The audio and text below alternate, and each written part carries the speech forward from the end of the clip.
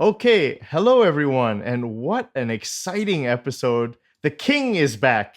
The king, the Partimento king, one of my heroes, the great Professor Ewald Demeyere, and he is a harpsichordist. Of course, everyone really knows him as a partimento and counterpoint expert, and he has returned to the program to talk about these topics in depth, and we have a lot of interesting things to talk about. And he's sitting at his instrument too, which is even more exciting. So it's going to be a great episode. Professor Demeyere, welcome back to the Nikhil Hogan Show. Thank you so much. I'm very excited to be here. The pleasure is all mine. And let's recap. It's been a number of years since you were on the program the first time. I think it was episode 89 or something like that. How has it been since those last couple of years? What have you been up to? And could you just give the audience an update on your endeavors since that last appearance of the program? Absolutely. So I've been trying to continue to understand better, I would say, the compositional and improvisational practices in the 18th century, but not only sticking to Italy.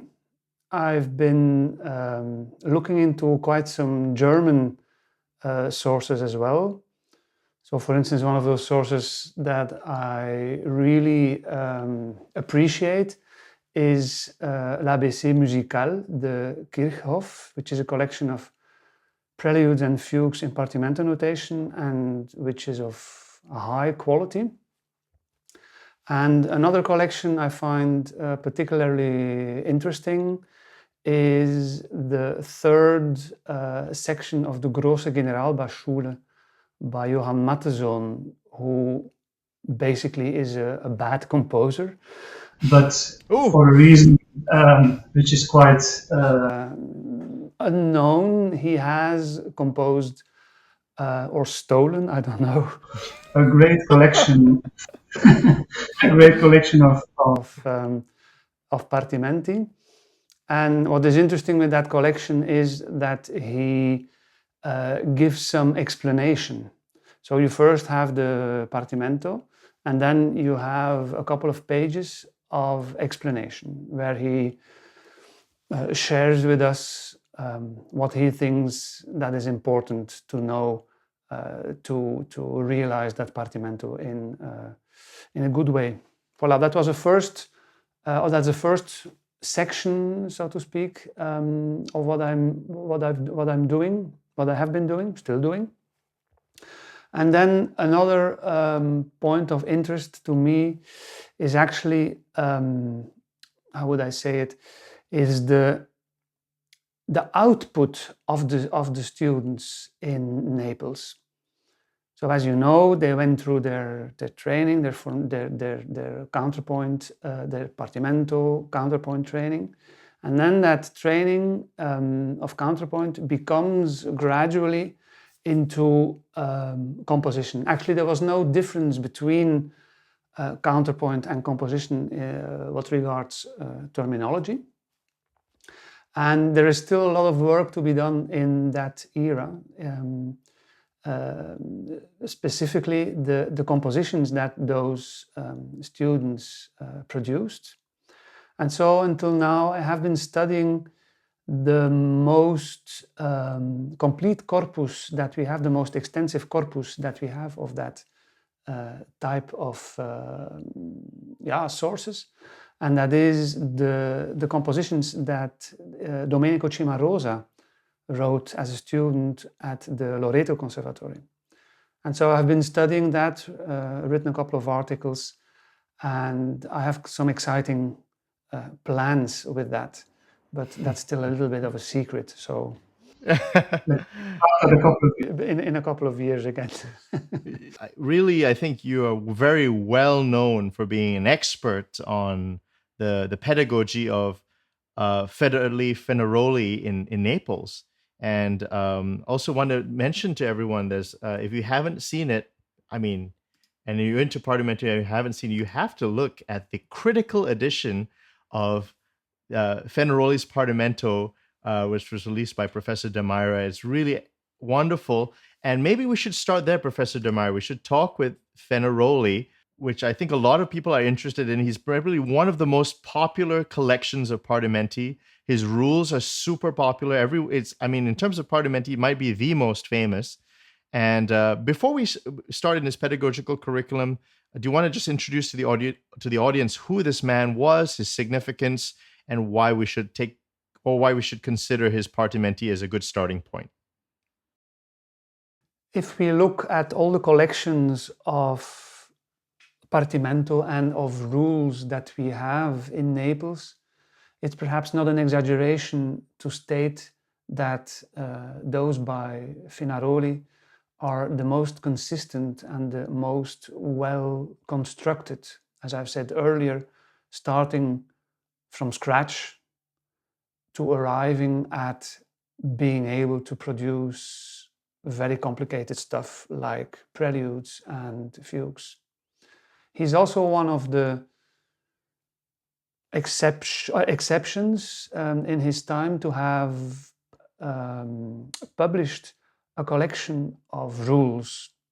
So he found it important to publish the rules, regole musicali, which for us as improvisers is obviously of great value, even when it is a primer, when it is something for I would say, for debutants. There is not much nuance, the things that you are looking for when you know those things and you want to understand how you really get to composition. Those things are lacking, and it's precisely the reason why we have to go to more accomplished sources, like for instance the Counterpoint books of his students and the actual compositions of his students. There is another reason why Fenaroli for me is a very important person with regard to understanding composition and improvisation in 18th century Italy. That is because it was his absolute passion. He was an accomplished composer. I have studied especially his religious music. He wrote some wonderful masses. It's also a future plan. I would like to play, to do them, execute them. But his heart, his passion was really with educating young people, and so he started very early very early on. So he was in the Durante lineage, and he has been a moment in Palermo towards the end of the 50s, and then he came back to Naples, and officially he started in 62, but there is a suspicion that he was already teaching earlier. We have one source by a certain Avellino, which is the person who wrote an homage for him on the moment that Fenaroli died in 1818. And in that source, it stated that Fenaroli was already at the Loreto in 59, so a bit earlier than is generally accepted. Officially, it's 62, and so we see that in that when he starts to teach, we suppose that in that period he is starting to writing his corpus of teaching material, both partimento, the rules, but also the actual partimenti, and the contrapuntal material. Because what I found also interesting in that source in Avellino is that Avellino mentions that he is appointed to contrapunt as a counterpoint teacher, not as a partimento teacher. I'm not sure how correct this is, but I mean, why doubt about that? At the other hand, normally the teaching of counterpoint is something which is reserved to the primo maestro. Fenaroli was secondo maestro at that time. So we are still we still don't fully know how Fenaroli functioned in that time, because what also astonishes me a little bit is that secondo maestro, so Gallo was the primo maestro until 77. How a secondo maestro was allowed to publish his regoli when the primo maestro was still there. So I have the impression that Gallo did not do much anymore, and that Fenaroli was earlier than the documents say, which is 77, that he was already primo maestro, or that he was at least an important or an equal teacher to Gallo. And then we could start speculating. Perhaps he taught someone like Cimarosa. Cimarosa studied at the Loreto in the 60s. He entered quite early in the 60s, and he graduated beginning of the 70s. And that was exactly the period when Fenaroli was teaching there. And then to finish my answer on your question, he continued teaching, even with all the political turmoil going on towards the end of the century, with the French invading a lot of musicians, a lot of artists rooting for the Republic. He kept on teaching. And in 1806, wasn't it the 70s, the 1770s, where that the level decreased? Was that really the case? And was he teaching at that time? And was that because of the political turmoil? Yeah, I think we cannot underline that enough, that the climate, the general climate, became less and less good, and that had a huge impact on the level of musical education, on the level of music in general. And so indeed you cannot dissociate both elements from each other. And we know we have letters from Fenaroli. He complained about that. So we know that from him, we know that that was something. Wow, how many letters do we have from Fenaroli? I have to admit I don't know anymore, but Rosa Cafiero has found quite extensive communication between Fenaroli and one of his star pupils, Santucci, and that Rosa Cafiero had made a publication, modern publication of that exchange between both men. And yeah, obviously that's a major primary source, because we get so much information, not only on the musical aspects, but also on the general climate in Naples in that time. He goes on teaching until, if I remember well, 1806, when he retired as a teacher. But when he became one of the three directors, principals, with, if my memory suits me right, I think it was Paisiello and Tritto. So you had those three being the principles of the unified Collegio di Musica. So there was also, because of all those problems, there were less and less students in the originally 4 conservatory. Early on in the 18th century, there were 3, and then during the 18th century, another one was closed or put into another one. And so at the end of the 18th century, there were still 2. And then by a royal decree in 1806, the last 2 were unified in one conservatory. And it is at that point that Fenaroli becomes one of the 3 principals of that school.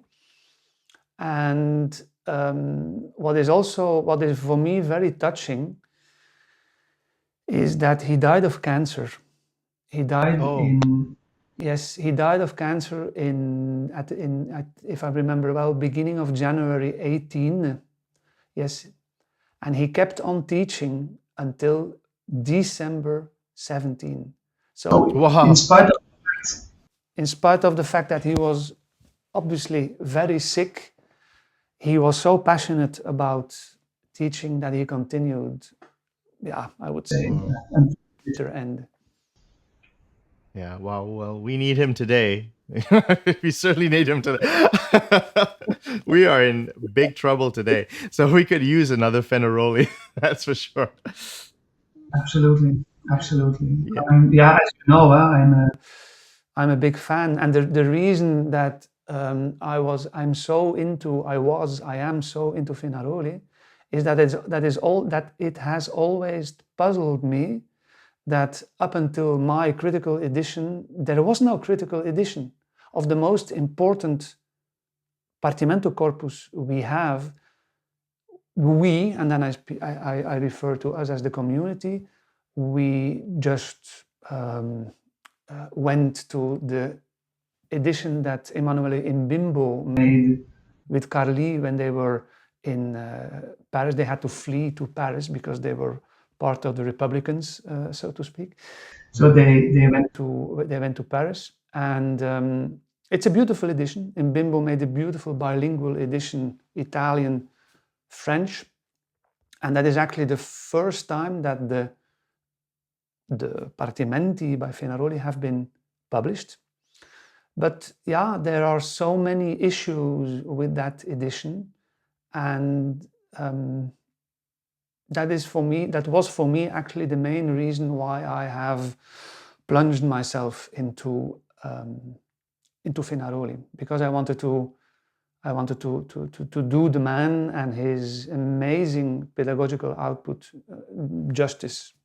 Well, that's entirely why we're here, because I think at the end of this episode, I think everyone will get a clearer sense of the way he taught, the materials he used, with an accurate sense of exactly the sources and everything. So shall we dive into some of these? Maybe the first thing here we talk about, Professor Demeyere, is the primary sources of the rules that you mentioned.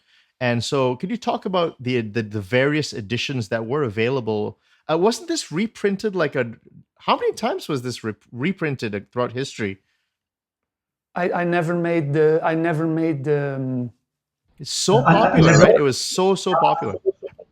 I never counted the number of re-editions of the Regoli Musicali, but they're really, really a lot up until the 20th century. So it was constantly there.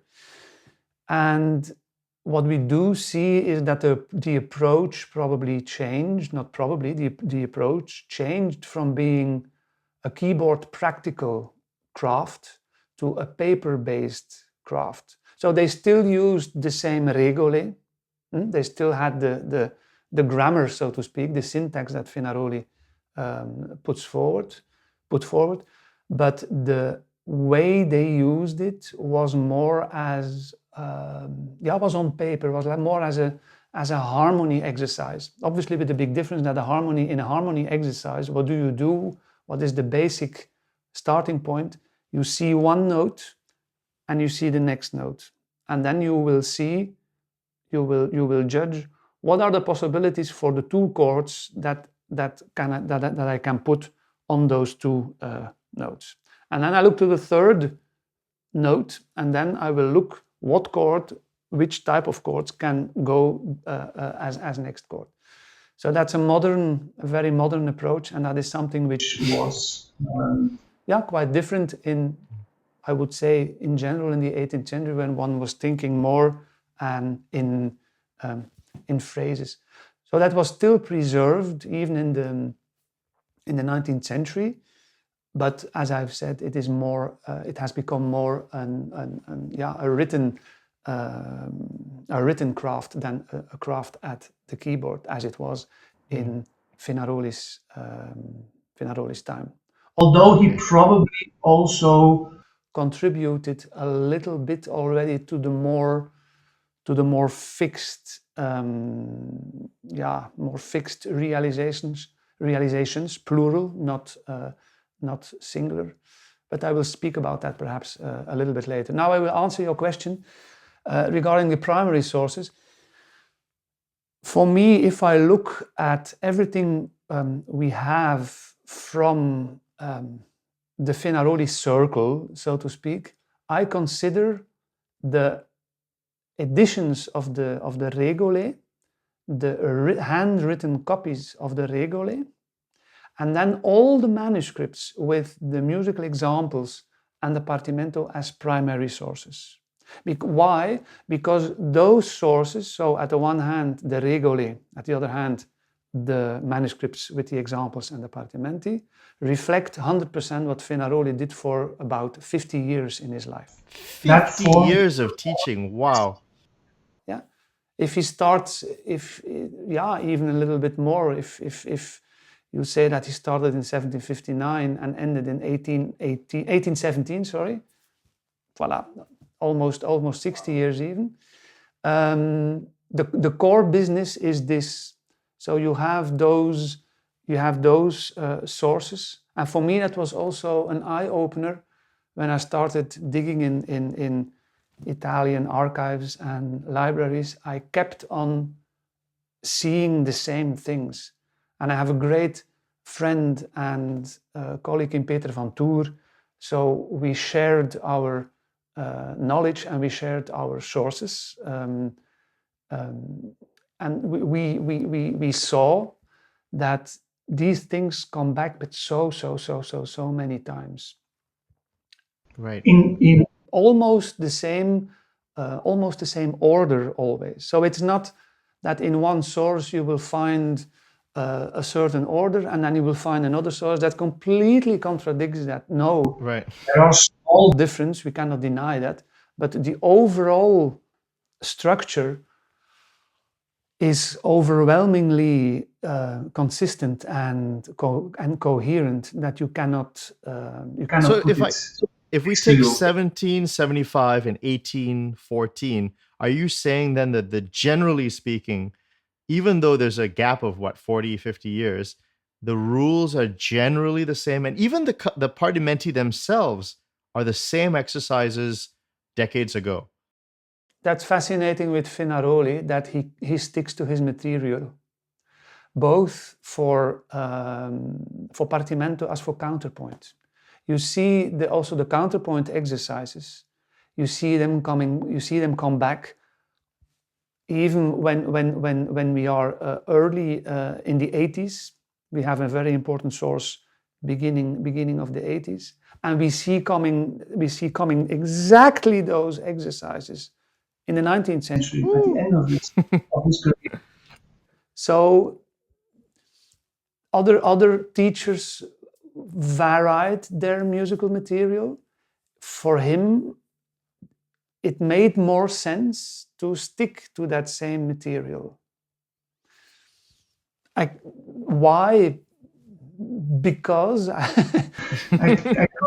it was very good, or it is very good. Why change something which is very good? Obviously, as a teacher, you try to vary your pedagogical material for yourself, not to get bogged down, not to get bored. It didn't happen apparently. Are they contemporary accounts of people saying he was a great teacher? Or did people say, "Oh, he's awesome teacher. He's wonderful teacher"? I think there was Michael Kelly, I think one of Mozart's friends, who wanted to study with Fenaroli with an I. Fenaroli with an I, yes. Yeah. I can't remember if he actually studied with Fenaroli. I know that he was disgusted with I remember that he was disgusted with the terrible noise in the conservatory, and I think he said, "This is nothing for me. I will go away." It's like one room with 8 harpsichords or something like that. Exactly, and then in the steps a child is playing the horn and it looks as if his head will explode or something like that. It's This is the greatest conservatory maybe in history, and this is the condition. So maybe in the modern conservatory, if somebody complains, it's not quiet enough, we can just point to this historical example and say, look, they had it much worse. Yes, but at the other hand, we have to put that a little bit into perspective also, because what is happening there are the debutants. So at that stage, indeed, the children were put together and they were making noise, a terrible noise all together. But from the moment that they were a little bit more advanced, they did have more or less terrible conditions. Less situation to do their stuff. Okay, that makes sense. So you see, for instance, here I've put the very first reference to the manuscript in this little bit of the regole. So in that time,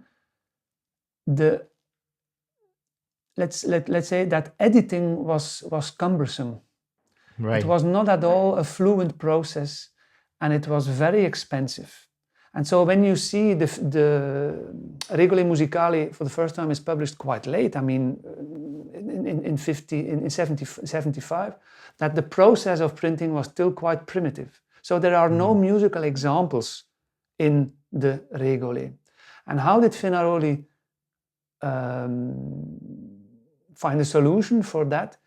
Have a look at the penultimate line. He says there, vedi l'esempio nel manoscritto sotto la lettera A. So see the example in the manuscript under the letter A. And so here he is referring, when you read the Regole, if you want to understand what the suspension of the fourth is all about, if you want to see that in music, then you have to look at the example in the manuscript under the letter A. But we don't have his manuscript. We did not have his autograph manuscript, but we have dozens and dozens and dozens of manuscripts with those examples in. And so we actually have his solution, so to speak, his answers, his exemplars. Yes, it is. You see it here. You see it on the same slide. So at the left hand side of this slide, you see the bit of the Regole. I've tried to make that clear that this is not one publication. So you see below there Naples, Mazzola Voccola. That is the editor of the Regole, the first person who produced the Regole in 75. And then to the right of that, you see an example, just a fragment from an example of those of one of those manuscripts. And this is a manuscript that I have discovered in the archive of San Francesco in Bologna, and it's a stunning manuscript. It's a very nice feeling that you discover something which has been uncovered since 200 odd years. That's a wonderful feeling. You feel a little bit like a detective. And the contents of that, I will speak about that a little bit later. The contents of that source is actually quite old, because book 1 and 2 are fairly standard, but book 3 is, there is evolution in book 3. And so this source has less partimenti in book 3, and a few how would I say, alternative versions which point at an earlier stage of Fenaroli's third book. Now, I just have two questions. Now, I noticed that these are like 4-voiced solutions, and is that because it's teaching a real harmony exercise here? It's really teaching the full voices. Is that the reason? And correct me if I'm wrong, but like, is that more for beginners if you're thinking of more voices?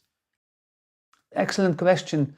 Perhaps we can anticipate a few slides. Can you go a little bit further? This one? Yes, this one. If you look here, this is actually the verso side of the very first page of this beautiful manuscript about which we saw the title page. So you have the title page, and then at the verso side, at the other side, we get this page. And so what do we see here? We see what we call today, generally call today, the rule of the octave. Of the octave, yeah. Was the rule of the octave, but which wasn't a term which was not used then. They just, as you see there on top, you have scale in prima posizione, so scales in first position. To answer your question now, have a look at the figures above the notes. Yeah. the figures above the notes Actually are a stenographic notation for the right hand. So they really translate literally into chords, into in German we say Griffe, into chords. And so you see that it's quite thick, four voiced, with three voices in the right hand. Sometimes five voices, is that right? Exactly. And he did not care about parallelism, so you will see doublings of leading notes, you will see parallel octaves, you will see parallel fifths. And I often get this question, but how it is possible that... He's a counterpoint teacher, right? Yes, how it is possible that he allowed this, this way of producing scalar passages, realizing scalar passages. The answer is very simple. He didn't care at this stage. The thing is that the student required a frame of reference for sonorities. And so when you have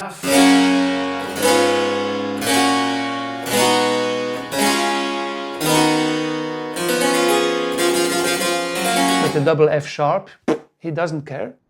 But on every stage of the scale, the student acquires a familiarity with a particular sonority. Going up, going down is different, of course. And so at this stage, the voice leading was not an issue. When learning the rule of the octave, let's call it like that, voice leading was not an issue. It was the acquiring of sonorities on each scale step in the scale. Coming back to the cadences, it is still in this light, in this concept of having indeed more or less a vertical approach to the cadence. But there is already the contrapuntal element, because the three basic cadences are actually, they actually show already lines. You see that you have, when you have the composta, for instance,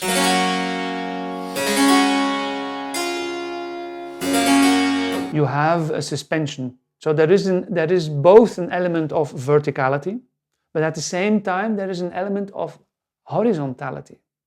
And you see that is already a step towards a more refined way of going about things in partimenti. Partimento is not for everyone, right? It's not exactly like this thing that everybody did. It was not easy, first of all. I mean, you have to be able to know how to play the keyboard.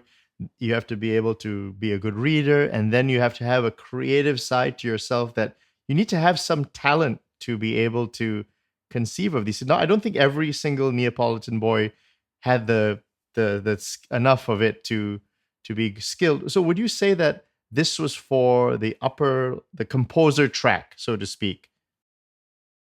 Actually, at a certain point in the training, that became an issue. So you had the basic training in partimento, and after a couple of years, there was, you could call it an exam. And at that point, there was, the teachers, there was a jury, the teachers decided that student. No, he's not good enough. He Right. has to do something. But another student, he is good enough at that point, he can start the counterpoint training. And parallel with that counterpoint training, there is the advanced partimento class. And that is something which we see very clearly in Fenaroli's output. So you have basically the first two books and the moti del basso, the movimenti del basso, so the schemata, if you want, of the third book, which constitute the primary partimento class, the basic partimento class. Is that book 3? Book 3 is the basic, like the... Book three is ambiguous. I mean, book 3 can go over to the primary class, but can also go to the advanced class. There is one. It's also in the slides. There is one source that explains that. There is one source that explains that students have to work through books 1 and 2 with the figured partimenti, that is what that source gives, and the movimenti del basso. And at that point, he can start counterpoint. And this is how someone should learn counterpoint, right? I mean, they should start practically. It should be a physical, get your hands in and learn it with your ears and your heart, so to speak. Just really get into it, right? They didn't write, they practically didn't write before the counterpoint training. That is, as you say, they learned it practically at the keyboard. And that is what makes this method, so to speak, also so valuable today, that students today see the link with their instrument, see the link with living music, that it is not dead matter, Right. It's something which is very much alive and in link with what they do every day. Right. So I jumped ahead, but this is the slide after the title page, I think, right? Exactly. The reason why I've put this one in is because when you compare the regole with all the manuscripts, there is a contradiction in between both. The regole start with the cadences, the 3 cadences, and then explain the rule of the octave, scale. In all the manuscripts that I have seen, it's always the opposite. All the manuscripts start with the scales, with the rule of the octave, and afterwards they explain the cadences. I do the opposite. I start with my students with the cadences because it's less complicated, and I see the rule of the octave as an elaboration of a cadence. A cadence is basically 1-5-1. So semplice. Now I have 3 more notes in my left hand that I can put in between that G and D. So the first one I put in is the B. Then I don't have to do anything with my right hand.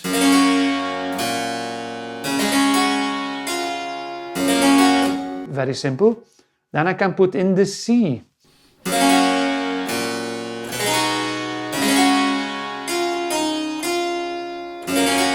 And then I put in the A.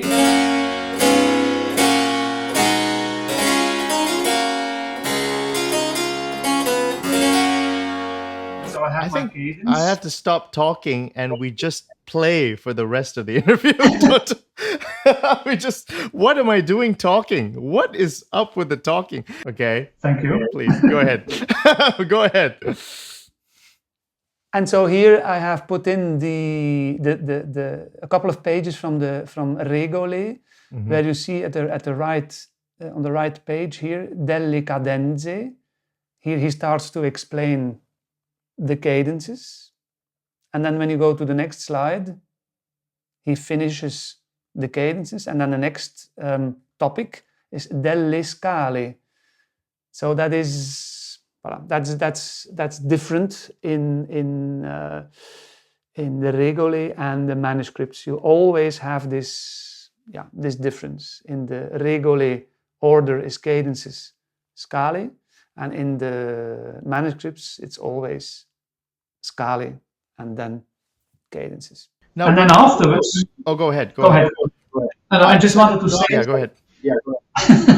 Then I wanted to say that... the structure of the books are all the same.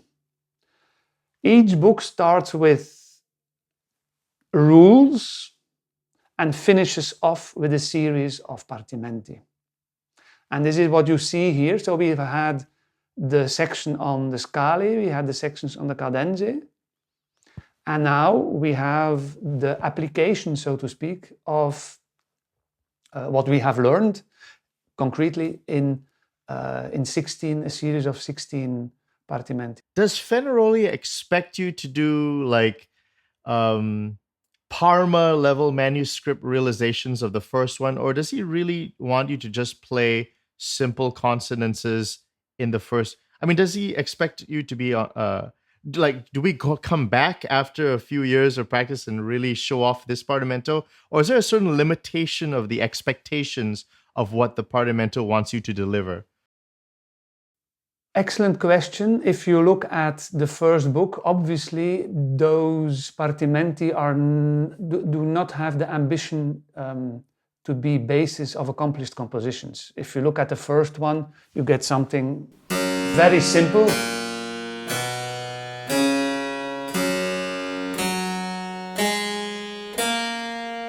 Etc., etc., etc. So there are only quarter notes, some half notes, and a whole note. So in general, you will not call this an accomplished composition. But I've seen you and other people take something simple like this and make it like high level. You know what I mean? Yes, but that is also the versatility of the material. The material allows to be flexible and versatile depending on the level of the student also. Because when I give this partimento, for instance, to three different students of mine, I will probably have three different realizations. When I have a student really starting out, I am very happy that he or she plays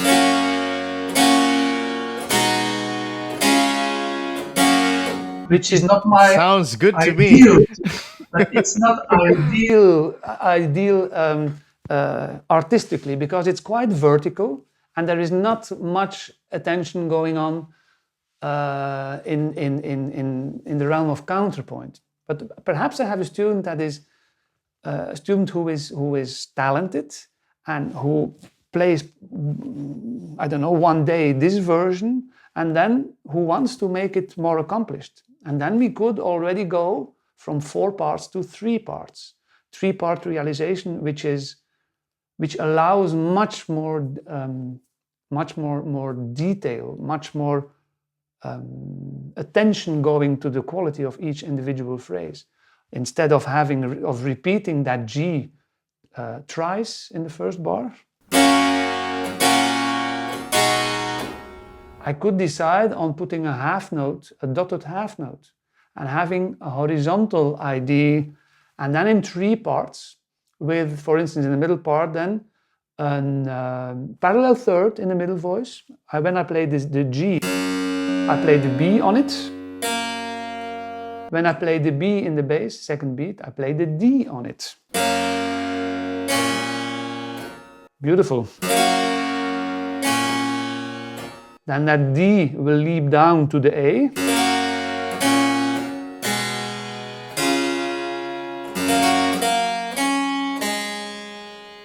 That is my middle voice. My top voice So I have three completely different gestures. I have my bass. I have my top voice. And I have my middle voice. Put together. So even when, as you see the Music seems to be extremely simple, you can give already so much attention. Good to me. those things, yeah, but This is really the thinking as a composer right from the beginning. And then with the better student, you could even go further. And you see that, for instance, there's a gap in between the first two notes. Perhaps triggering that student to fill in that gap and to play 8 notes.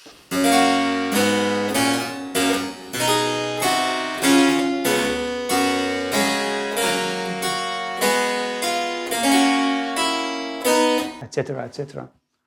And everything starts just from that, from those basic rules that you have learned, simple ones, and that you start to open. But you always fall back. You have the reflex of falling back on skeletal notes, on main notes, and you always have those in front of your third eye, and then you can develop that. You can play around with that. Okay, so I have a that I question. find so fascinating. We could spend forever on the first book one. But my quick question is this: how many realizations should you exhaust before you go on to number 2? Depends on the student. Also, I would say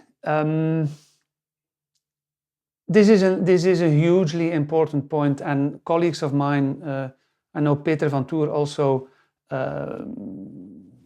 spreads this message. I spread this message wherever I can, whenever I can. The big difference between, let's call it traditional harmony and counterpoint, where you produce one version, is that in Neapolitan and also in Bologna, in Italy, let's call it like that in general, that you produce as many good solutions as you can. I have done the math. I have been looking through the counterpoint books by a certain Biagio Muscogiuri, which is a counterpoint student of Fenaroli at the beginning of the 1780s. And I have notated how many versions of the Movimenti del Basso, of the Moti del Basso, he made.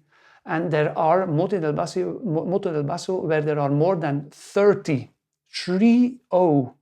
versions of one stupid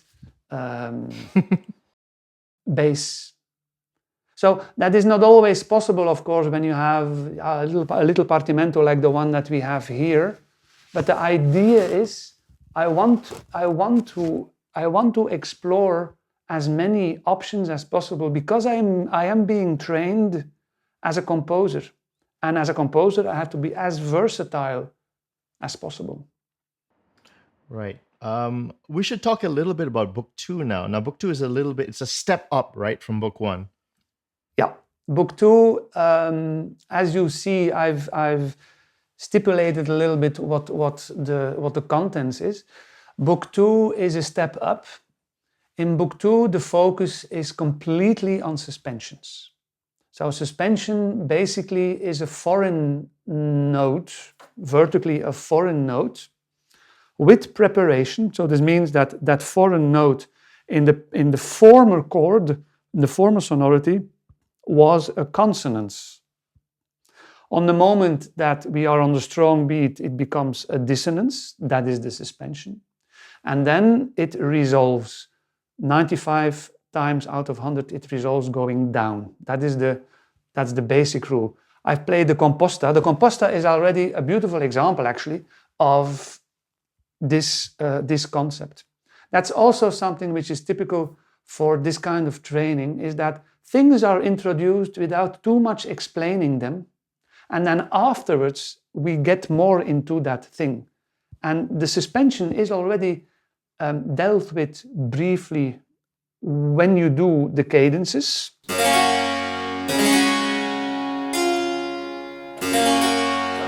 I played the composta, and the G was a consonance while I played the G major sonority. And then it becomes a fourth, a dissonance fourth against the A, resolving to the third. And so this idea, this concept, this ornamental note, a very important one, is the main point of the second book. For the Neapolitans, does dissonance equals suspension? Are they the same thing? Because what about things like appoggiaturas, accented passing notes? Are those dissonances in the same sense? Yes, but everything depends on the metric position. So a suspension falls on the strong beat, while a passing note falls on a weak beat. Something which is passing through. Transitus is the Latin term that one utilizes for that. What I wanted to say, in the second book, the suspension is the point of interest, and Fenaroli starts with suspensions in the top voices. So, for instance, here we actually get a repetition of the cadenza composta, and here you see that he starts with dealing with the dissonance of the fourth, which is prepared via the octave. That is exactly what I have just played. And what is interesting here is that in the second book, he always uses the same sequence of keys in which the student has to study the. So it's not like all straight away you have to do 24 in one shot. Have a look here. You have G major. You have A minor, B minor, C major, D, etc. So you have this stepping up from G up to F, always taking the least complicated minor or major. And then he finishes with two slightly more complicated keys, B flat major and E flat major. And so this is something which comes back for every rule in the second book. Right. And the second book is also special because can you just go back once? Yeah. The second book is also special because he is using what I have baptized preliminary partimenti. Not with every, but with most of the rules. So you have here the rule of the dissonant fourth prepared by the octave. Mm-hmm. And there is a little partimento, very, very specific partimento to train that. And so in this book, this is in the book, right? Is this in one of his? This is in book 2, essentially. This is book 2, yes. Here we are in book 2, and so most of the rules are accompanied by a modest theoretical partimento, so to speak. Now, if you were a teacher, if let's say you were to teach a student from the beginning, would you say to yourself, okay, why don't we go through book 1? We won't talk about dissonances or suspensions at all. We'll just do the consonances. And then I'll only talk about it in book 2. Is that a smart thing to do, or what do you think? I know you answered if you had a more advanced student, you probably would do more advanced things. But what do you think about that? You already gave the answer yourself. I will not keep a talented student down because I want to stick to my method. I don't believe in that, and I am sure, I'm not sure, of course, but I can imagine that the passionate teacher that Fenaroli was, he probably would have done the same thing. When I have in my first book a passage where a sonority would take too long to just play the basic sonority, Well, that is the place where the suspension should come in. That is all. That's a basic rule. When you have you have a certain passage. Can I give an example here? Why, number one. Yes. Let's go to the last. First line. The Right last. Yeah. So you have a C sharp in the bass, and you have a D. I will say another something about the C sharp, but I would like to focus first on the D. So that D lasts for 2 beats. Instead of just giving immediately the D major sonority, exactly, and stop the musical flow, so to speak, I will postpone my F sharp, I will postpone my third, and I replace it with my fourth.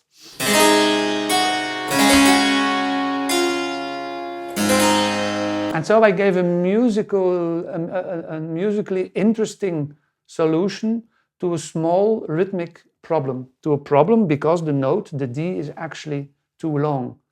This is something that the student potentially has already recognized when studying the cadences, because when you deal with the cadences, you explain harmonic rhythm.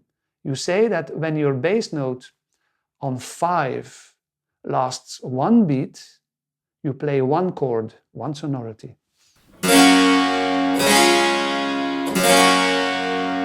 When your bass note takes 2 beats, you will add dissonance to it.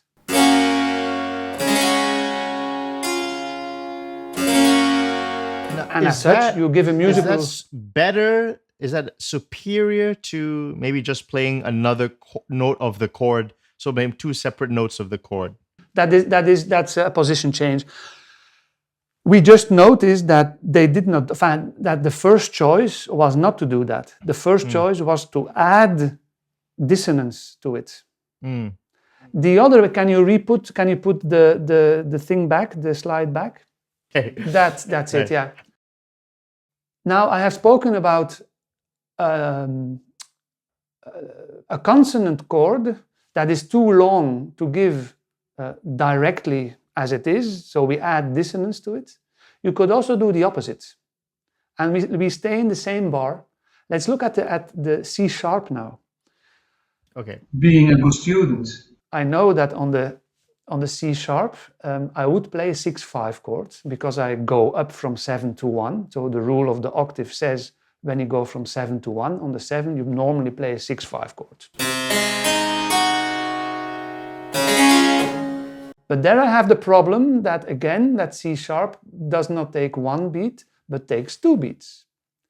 What I can do is what I have baptized to horizontalize the dissonance. So instead of playing the 7th or the A and the G vertically together in 2 different voices, I can omit the G on the first beat and produce a pure 6th chord. No friction with 2 A's. So there is an A in the top voice, there's an A in the tenor. And now my G will appear as passing 7th, as passing note in the top voice.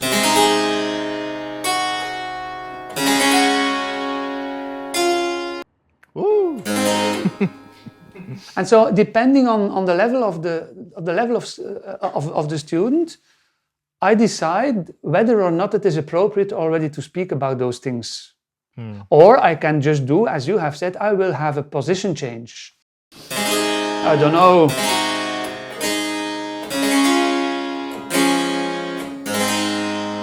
Then there is a melodic thing, descending third motif, as something which is absolutely okay, but slightly less contrapuntal, slightly less good. Wonderful. Now let's just quickly take a look at the remaining slides of book 2 here. This is, I see 426. Yeah. And I wanted to say, yes, indeed, the first book 2. Yes, the big chunk of rules in Book 2 regards the suspensions in the top voice. And Fenaroli reserves 2 rules, very important rules, for suspensions in the bass. And so the first one you see here. And when I play it, it is actually...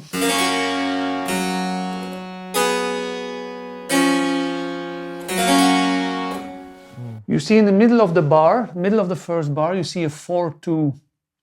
Yes. And he explains that when the bass becomes, first scale step, so when the bass becomes a tied note, and it goes down half a step, and it goes back to the initial note,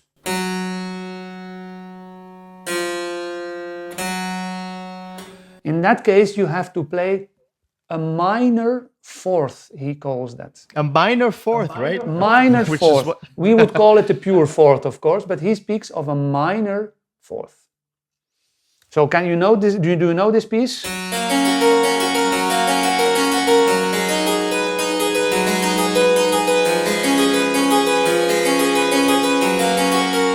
So that is the by first. John Bach, right? That's by John Bach for the French, indeed. That's the first prelude from the Well-Tempered Clavier, and this demonstrates this rule of the minor fourth. So you have G, C, and that C stays put and becomes a diminished fifth with the F sharp, and that F sharp comes back to G, and the C goes to B. This is rule number 1 when you have a suspension on the on the first scale step. Sorry. Now we go to the next slide. So the first 3 beats in that bar in the bass, the first 4 beats in the first bar are the same, but now compare the first note of the second bar. Can you switch from one slide to another? Yes. So you see that in the first bar, both examples do this. Can you give the next slide? Same bass.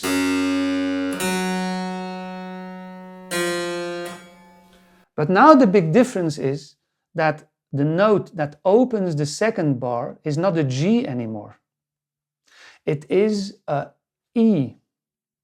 And so in other words, there is uscita di tono. There is, in modern terms, there is a modulation. We don't think anymore according to the scale of G major. We are obliged to think according to the scale of D major. And Fenaroli says that in this case, on the moment of suspension, you have to play quarta maggiore, a major fourth, which obviously we would call in modern terms an augmented fourth.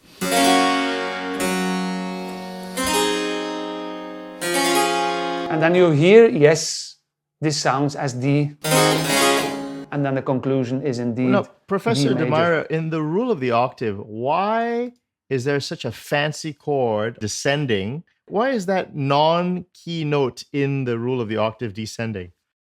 Precisely because of the reason that the leading notes, it's the 7th scale step. When I stick in, we are in G major, so let's stick in G major. When I go down my scale, there is this perception of D major. When I just play with that as an even momentary end note, you will have this perception of D printer? major. Modulating printer or normal printer, whatever term that you want to. stick to it. And so they confirm.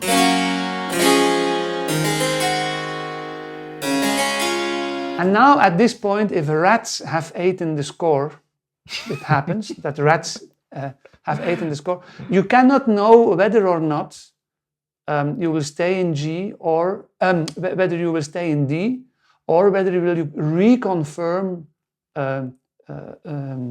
G major. I do two versions.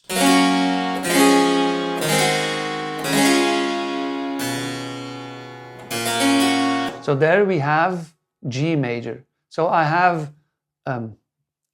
eliminated the parfum, so to speak, of D major, reconfirming G major. But now I will do something else.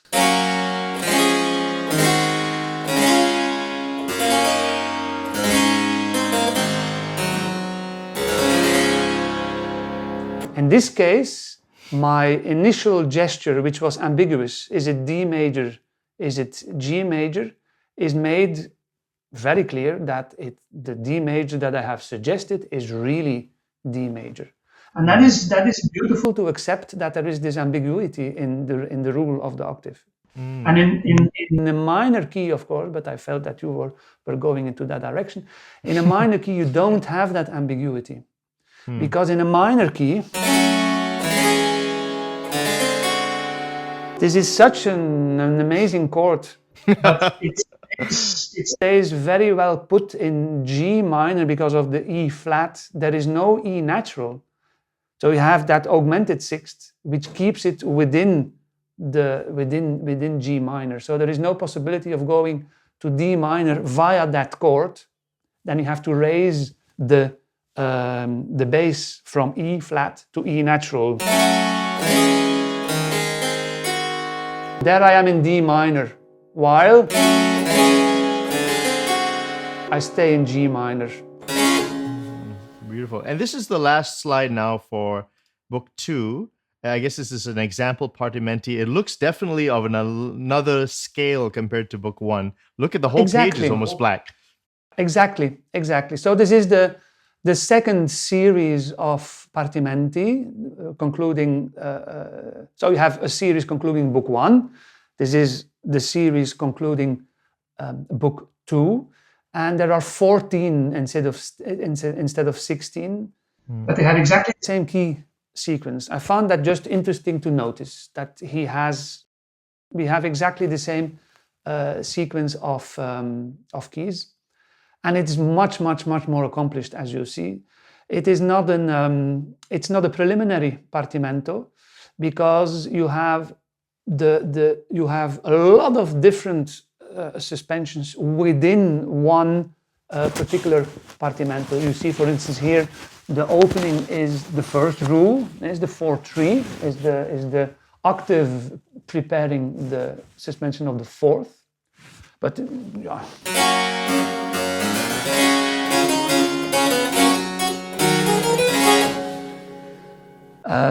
but if you look further in the piece, for instance, line 1, 2, 3, 4, 5, you see that there are a number of consecutive tied over notes, and that is something, strictly speaking, that he has dealt with to a certain extent, but he has not dealt with consecutive suspensions.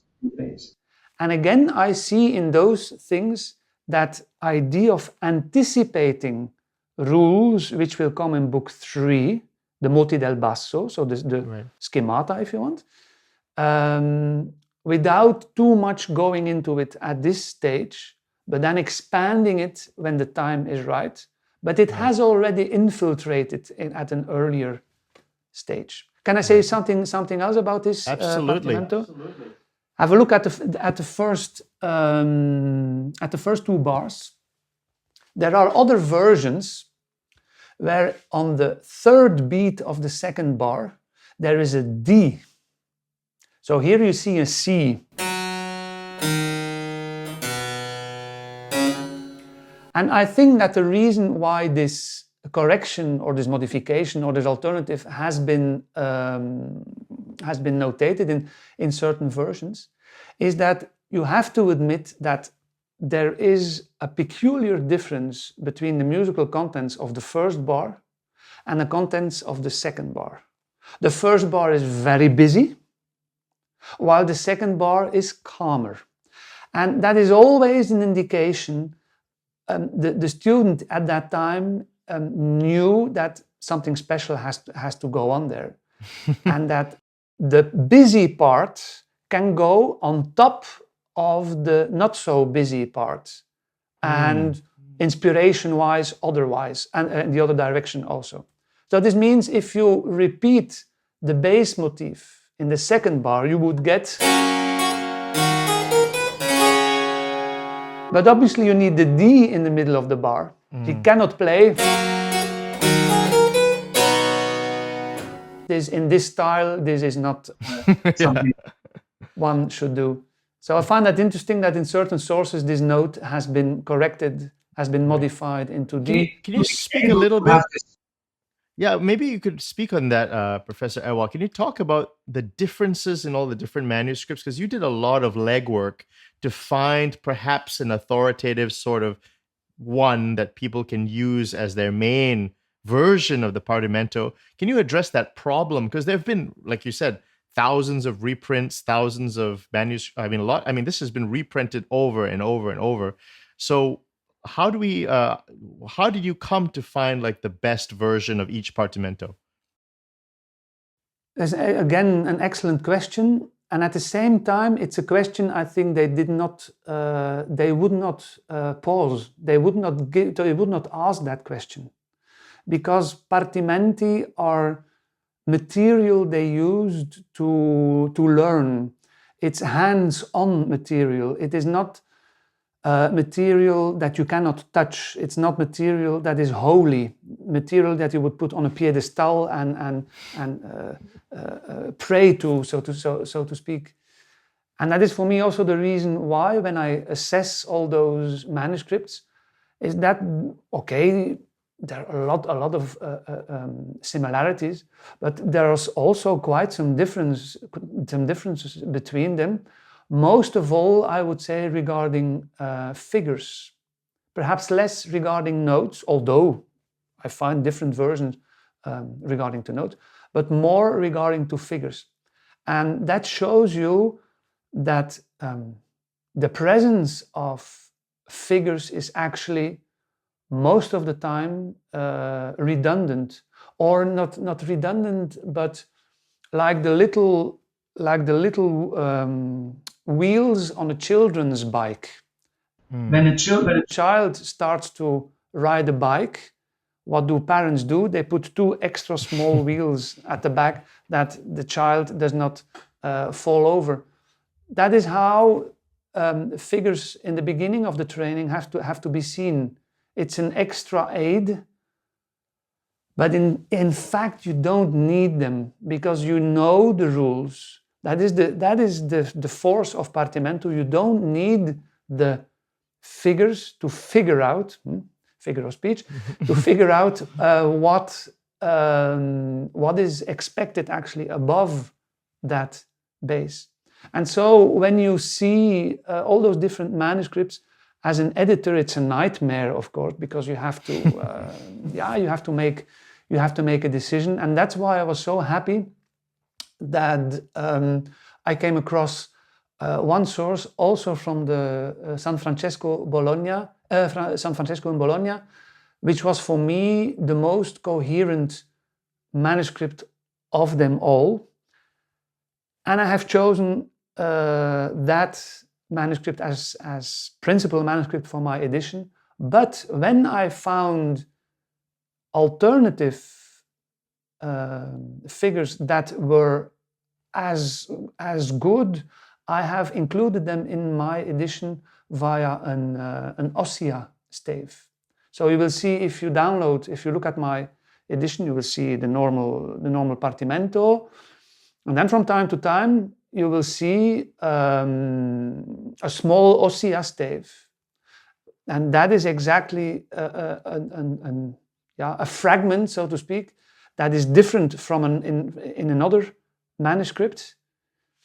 Voila, there you already see one regarding the bass. Here's another one. And there you see there is the figures which are different. I think it's too small, I can't read it, but I think it's the see if I can zoom in. It's the yes, indeed. So you see where you see in the major source on the D sharp, you see 7/5. You see in most alternative sources, you will see 6/5. Both are equally good, so it's not to me to judge. It depends on what you want to do, how you want to express that particular passage. And so I found it a very rewarding way of editing. Instead of being the almighty editor, I wanted to be the humble editor and proposing other versions when they were there. Now this begs the question. I mean, the Imbimbo edition is so beautifully printed. It has Fenaroli's stamp of approval. Why not just go with Imbimbo? But that's what most of my colleagues have done. As I've said, I was always uncomfortable with Imbimbo for a number of reasons. He made some decisions that I find strange.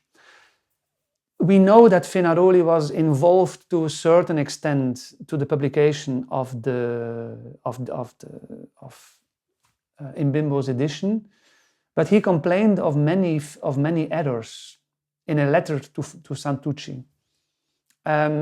It remains speculation, of course, because we don't know exactly what he considered to be an error and what he considered to be a modification that was acceptable.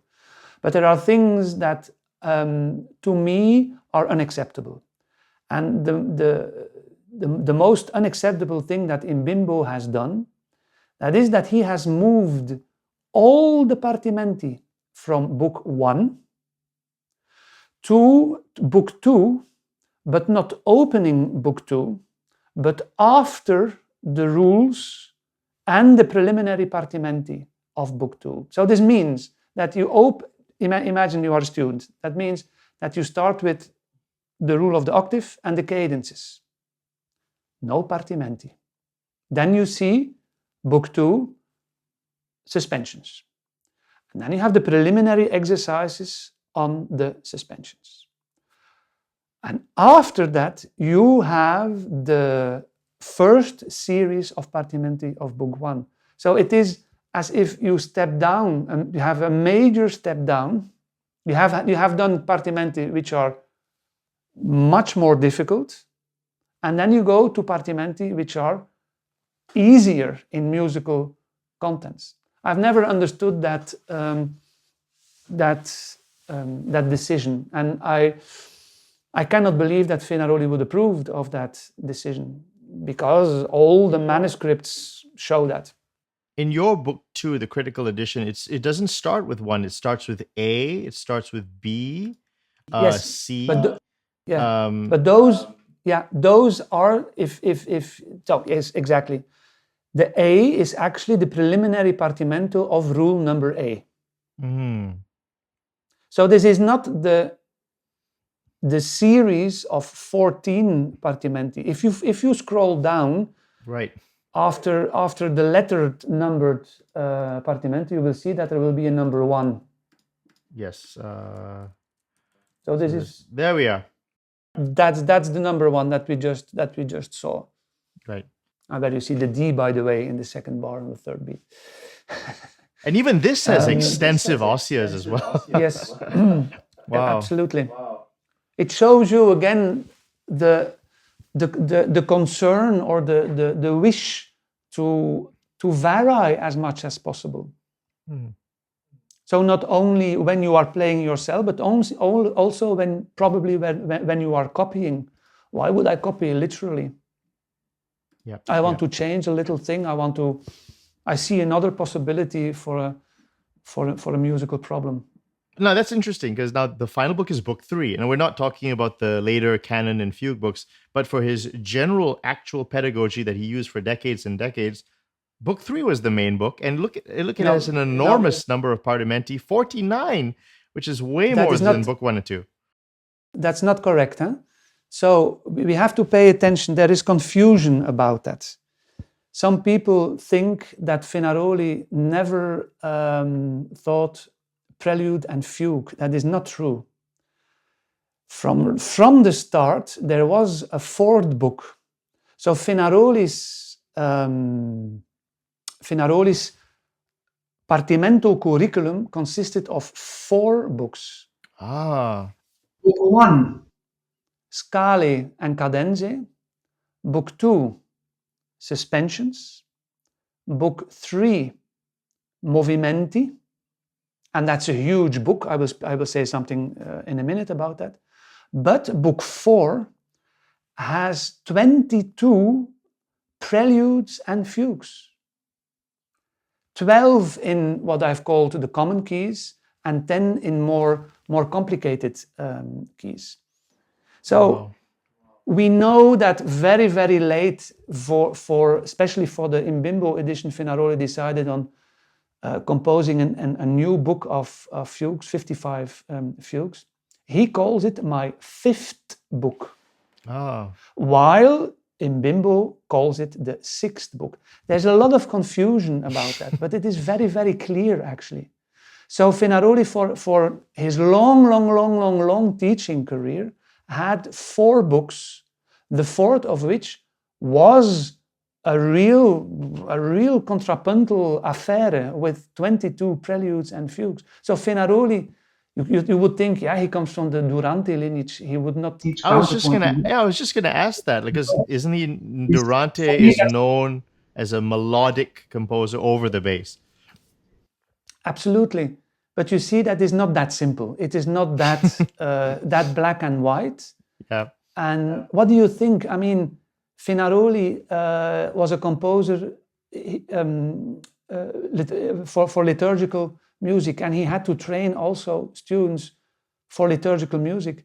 When I studied, for instance, Cimarosa, all apart from one piece, composition that Cimarosa wrote as a student at the Loreto, are all liturgical compositions. And fugue was a major element of liturgical composition. A Christe, per definition, was very, very, very often a fugue.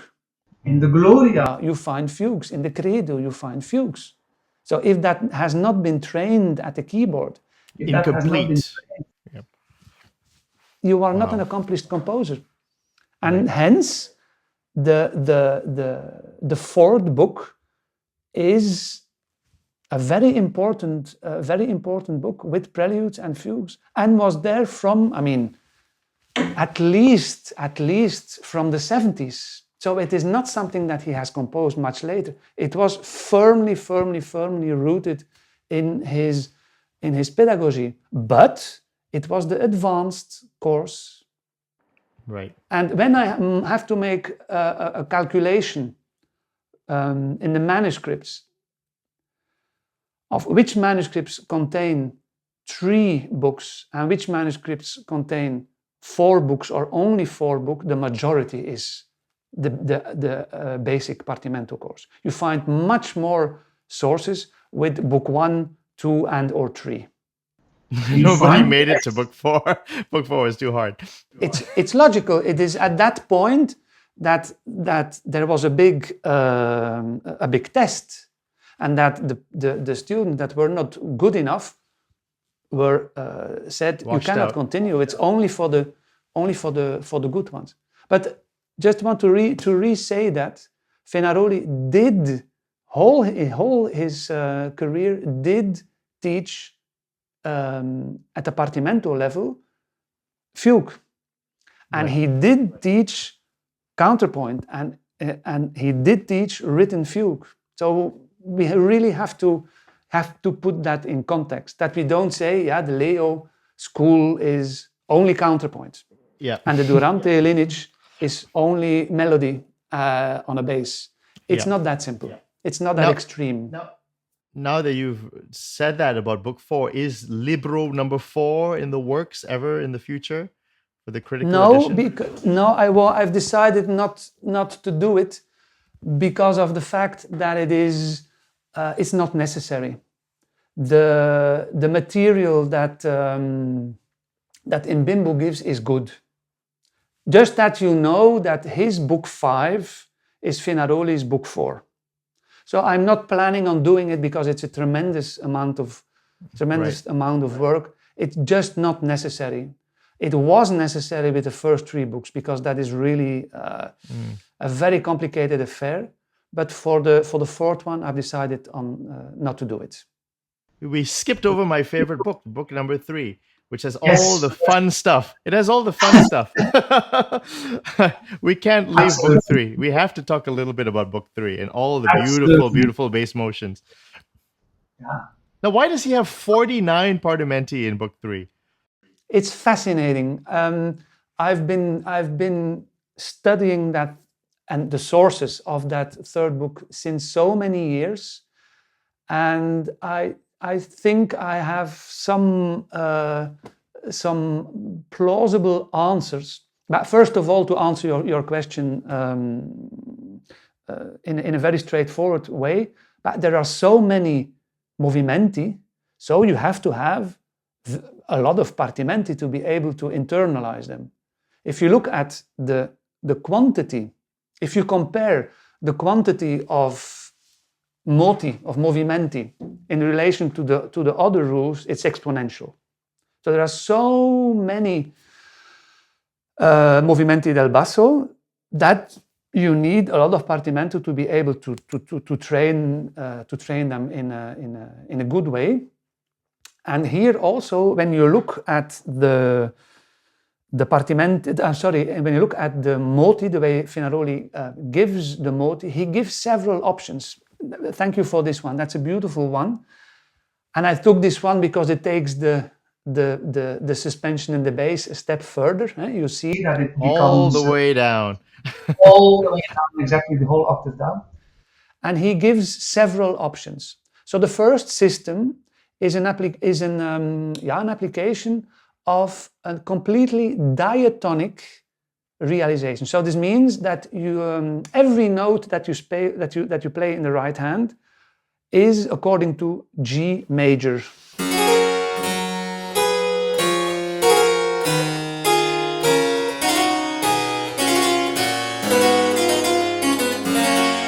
Beautiful, nothing to say. And then he does the same thing with the 2 upper voices swapped. I won't play it now. But now look to the second line. In the second line, he develops another idea. And this is an idea that emerges from the rule that they have learned earlier, that you have the possibility of a major fourth or a minor fourth. And when the bass continues to go down, normally you play a major, so an augmented fourth. And this is what is happening here. And the consequence of that is that you will have, let's call it just simply in modern terms, a modulation every half a bar. Because for instance, in the first bar, you start in G, and then you have a suggestion of D major. Now, he could have continued that idea that every half a bar in the bass is 4/3 of the respective key. The only place he could not do that is the beginning of the second bar, because he would be in C sharp minor, which is way, way, way too far from G major. I will play it that you hear it.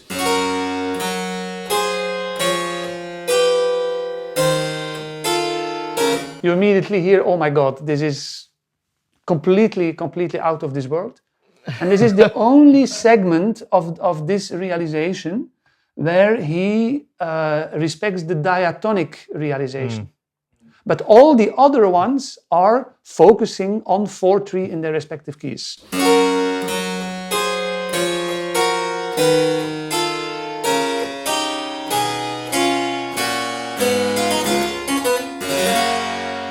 I noticed this. So when a you lot want of them to- are now, the examples are now 3 voice. But Yes. I noticed right here at the end here, he suddenly has a 4-voice chord, a 5-voice Yes. chord to a 4. Yes. So why does he mix and match them? That is that flexibility that they allow, that they have, that they want. there is this element of, there is this combination of a very horizontal thinking, when you have this kind of muti del basso, that it's quite horizontal affair. But then when you want to stress a certain moment, when you want to have more emphasis in a cadence, think horizontally for a moment and add 1 or 2 notes, and then you have something more telling. That I find fascinating, that it is not, it's not rigid. Yeah. Texture is not rigid. This wouldn't fly in Germany, right?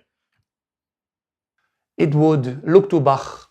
Bach does the same thing. Okay. Even in fugues, you see that he varies.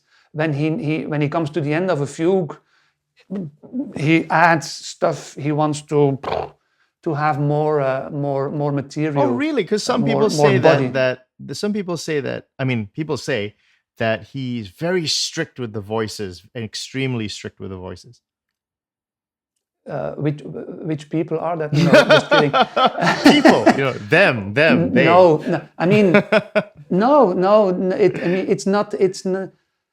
Just do the test. Look through the 2 books of the Wohltemperierte Klavier and look to the end of the fugues. You will see that it's not. I mean, it's strict for a lot of time, but even there he leaves out a voice if it doesn't suit him.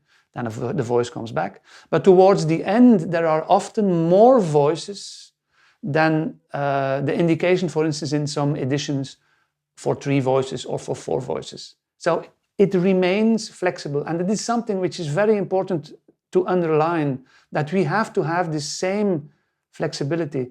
Your favorite book, Book 3 by Fenaroli. There are partimenti where you could realize, I think, should be realized as an. Can you have my edition of my 3rd book? Yeah, let's go to it. In fact, I think this is it. You have Libro it here. Terzo. Let's go. I think it's somewhere between partimento 10, 11, and 12. That's the one. If you look at this beginning, this is what I was speaking about earlier. You have 2 bars boring, and then another 2 bars interesting. This is an invention. I mean, you can play this as an invention, a 2-part invention.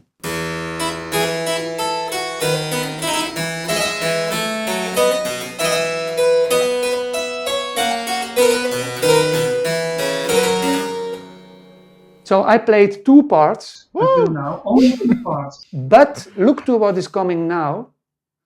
This section that comes is a typical section to have 3 parts. There is 1 voice running in parallel thirds with the bass, and another voice producing a long note. And those 2 voices will swap every bar. So I will play from the second system on.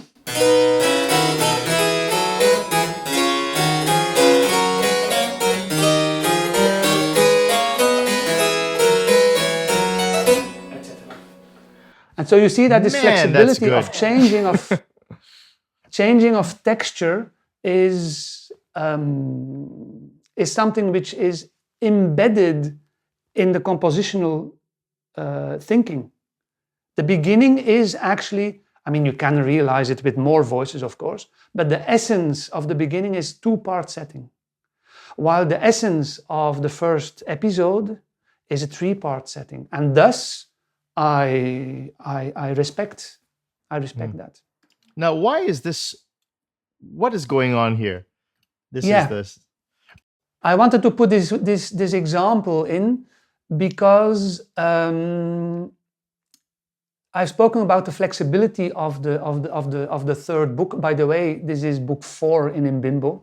Imbimbo has split up the rules of the movimenti, becoming book 3. And the partimenti on those movimenti becoming book 4. You don't find that in the manuscripts. That is 1 book, albeit a big one. And so you see that Fenaroli has started off with 40-odd partimenti, and that he has added 9 more. And I think, I'm not sure, but I think that he did that because often the partimenti were too difficult. And so we see that in those, it's supposition, because we can't be sure about that.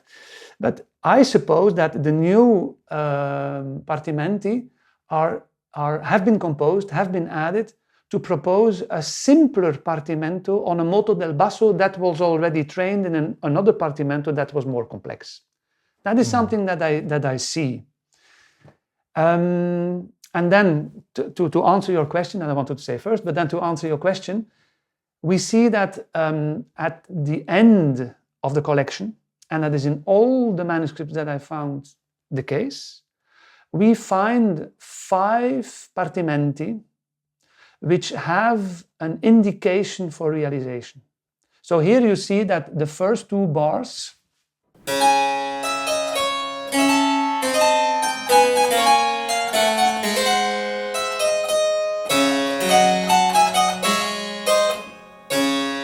are realized.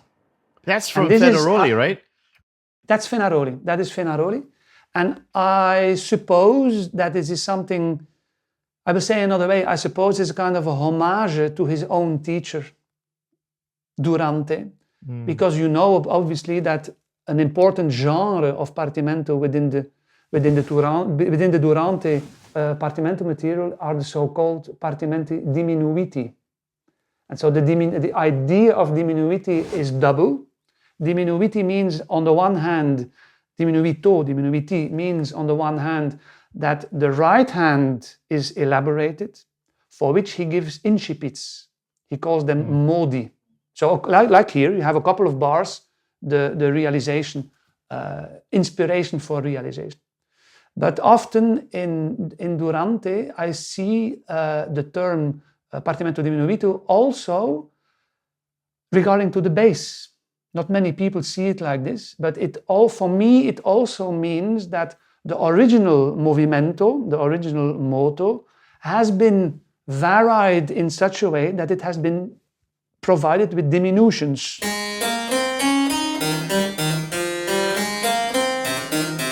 A very famous one of Durante. The basic bass is there. And so he makes diminutions out of them. It's the one with the typical bariolage setting.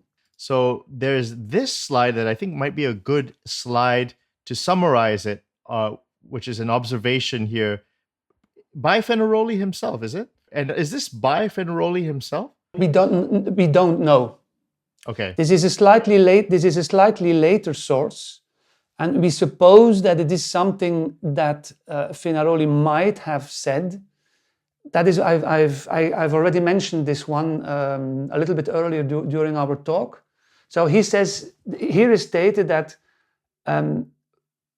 before you can start Counterpoint, you should study the first 2 books and the movimenti of the 3rd book. And at that point, you are ready to embark on, if you are good enough, you are ready to embark on the Counterpoint study. And that for me shows also, explains to a certain extent why this 3rd book with partimenti is perhaps less organized and more chaotic in all the different manuscripts. You get many orders. What I did is that I made a database of those manuscripts to be able to see the order in all those manuscripts, and I was not really able to make some sense out of it. So it shows to me that this 3rd book was very flexible and used as Fenaroli thought it should be used. For certain students in the basic partimento training course, he must have used a lot of partimento from the 3rd book. Perhaps with less advanced students, he used less of that book. Perhaps that's the reason also why he composed those extra 9 to have some less complicated partimenti also in the 3rd book. I'm also quite convinced that book was still utilized during the during the counterpoint training, because there are several partimenti of the third book which have the potential of fugal openings. There is a beautiful F minor, for instance, which can be played in a fugal way. So I really see that as a versatile book that can lean over to the basic or to the advanced partimento class. A little bit like we teach also. We don't, I mean, we are not rigid. It really depends on, sorry, I always say the same thing. It really depends on the level of the student. Right, absolutely. Well, I mean, it's been a tremendous time. I mean, I've learned so much, and I hope that it's kind of helped people understand in a very much clearer way how Fenaroli taught, the path he took. And well, Professor Demeyere, it's been such a pleasure to have you on the program for the second time. I really hope you'll come back again. I have a surprise, though. Okay, it's like a TV show. I want you to react. I want you to react to something. Okay. Okay. So, now it was also a pleasure for me to be on the show. Yes. Well. Take a look at this now. I'm going to play something, and I want you to react to this. What is going on here? I don't speak Dutch. I think so. What's happening in this video here? Zoiets. Of componeerde die niet eens op Die componeerde eigenlijk niet op klavecimbal, want die heeft altijd gezegd aan zijn leerlingen: mannetjes, als je componeert, schrijf aan tafel, leer uw inwendig gehoor ontwikkelen. Het is kommer en kwel, het is miserie. Now, what is now? I think I can guess that rhetoric. This is about rhetoric, right? I suppose. So this is a very young Professor Ewald Demeyere, and I assume you're talking about Bach here. So, what are you talking about? Let me digest this. Let me digest this for a minute. This is a long time ago. No, this was a very it was a very nice man. It was a very nice program. So he interviewed people to speak about music, and here he interviewed me about, if I remember well, about Bach and the way he composed and what he expected from his students, and so. Indeed, we were speaking about rhetorics, but when you speak rhetorics, it's eloquence. Huh? We don't mean the Cicero and Quintilianus rhetorics, of course. And then I've explained a little bit how he composed. So that's funny to see that. Yeah, you look like that's actually a fantastic harpsichord, huh? Oh yeah, that is an original. That's an original harpsichord. So an original harpsichord from 1747, which is in the Vleeshuis Museum in Antwerp. I've made a recording on this one. And look at you! You're such a natural on television. This is fantastic. Some people just don't look good on television. You look at you; you're just really just fantastic. You make me blush. Now, well, it's been such a pleasure to have the great Professor Ewald Demeyere here to explain so many things. I've learned so many things. I thank you so much for the incredible hard work. I know a lot of people are really benefiting from your critical edition. We have some exciting news, right? Would you like to mention your new writing endeavor, that your new blog? We have to talk about your incredible new blog that is really just got so many fantastic articles. I really encourage people to subscribe to the blog or go put in your RSS feed, check out the blog articles. Can you talk about your new blog, Essays on Music? Yes, I had the idea to share actually some thoughts that I have on a variety of topics, and I've started out, for instance, with a number of articles on historical performance practice, and more specifically on inégalité, so on playing rhythmically unequally in French Baroque music. And at the same time, I wanted to share what I know about compositional and improvisational practices in the 18th century, with a lot of attention, obviously, to Naples, to partimento, but also to the extension of that thought, which is obviously the schema theory, which is basically nothing else than giving a name or recognizing a musical pattern so that it becomes usable as something tangible.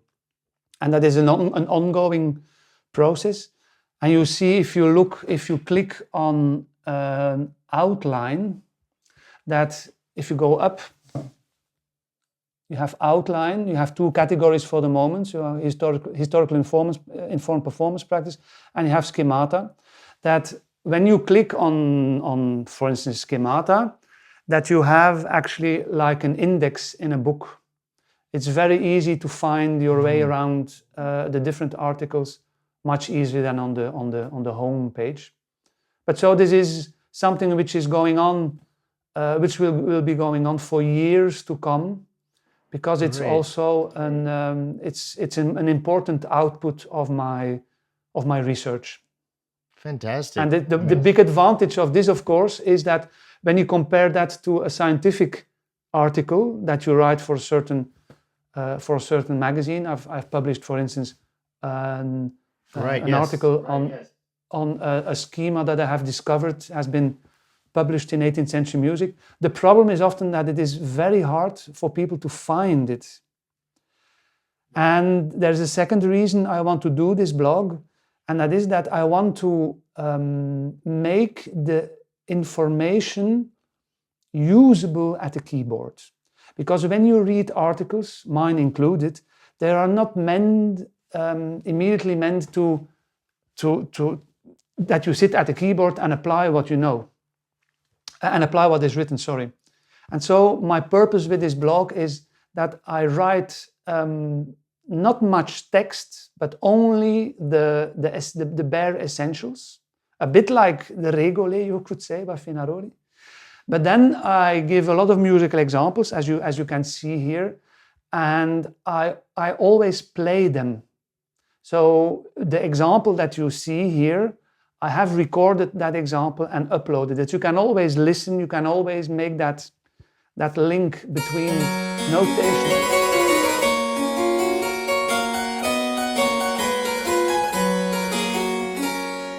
I mean, that is far superior to just a MIDI playback, right? A MIDI playback doesn't have that's better sound. That is also one of the things that is for me really important. That this kind of collective idea that you link performance practice on a wonderful instrument by a player that is an accomplished musician, and then dealing with improvisation. That there is no barrier in between those things. The pedagogy is so good also that I want to honor it by playing it on a wonderful instrument, and by recording it. I mean, my mic is not of the top quality, but it is decent enough. Oh, that sounded great. That was awesome. Yeah, that was wonderful. That was wonderful. And I wanted one final thing I wanted to plug was your incredible YouTube channel. Please, I mean, look at these fantastic. There's tutorials. There's very high quality realizations. So go to his blog, subscribe to his YouTube channel. And really, there's so much great content that Professor Ewald Demeyere is producing. It's really incredible, and I'm a fan, and I'm very happy to have you on the program talking about partimento. You're one of the best, so there we go. So you make me blush once again. No. Thank you for doing your incredible work. I mean, people like you. I mean, you specifically really have changed my life, because I can end with maybe one anecdote. I mean, like. I feel like experts in early music analyze music so much faster and better. Then let's take that. I remember I spoke to you about a Chopin example maybe a couple of months ago, and it was the Chopin Etude Opus 10 number 1, the big arpeggio one, the big one with arpeggios. And I have a long history with that piece. I first analyzed it with chord symbols, so that tells you how little I knew. So then later on, I was applying figured bass, and then I said, well, maybe I could ask Professor Demeyere to help me out here. I have a few problems. And then boom, boom, boom, so quick. You looked at the score and oh, he's doing this. This is a 19th century composer. You're applying the same principles that you would use in partimento and in the 18th century so easily in the 19th century. It's like you didn't really do anything different. No, there is not a point in time where composers say, now I will do. Yes, of course, in the 20th century you've had that, but the things change gradually, and it's always it's a bit of a dogma, but it makes more sense that you take something old to apply to something new than the opposite. When you have a harpsichord, I have several harpsichords at home, and I play a piece by Johann Christian Bach. Will I say I will not play it on a harpsichord because perhaps it should already be on the pianoforte? No, because the harpsichord still was around, and the harpsichord stayed around until well into the 19th century. Well, it's here today. It's here today. And when Johann Christian Bach came in a place where there was no pianoforte, but there was a harpsichord, he would play the harpsichord. That is how they lived their lives. That is the logical approach. I find it much more problematic than you play old music on a newer instrument, because that newer instrument was not around when the composer composed his piece. And that's the same for theoretical approaches. When you try to analyze the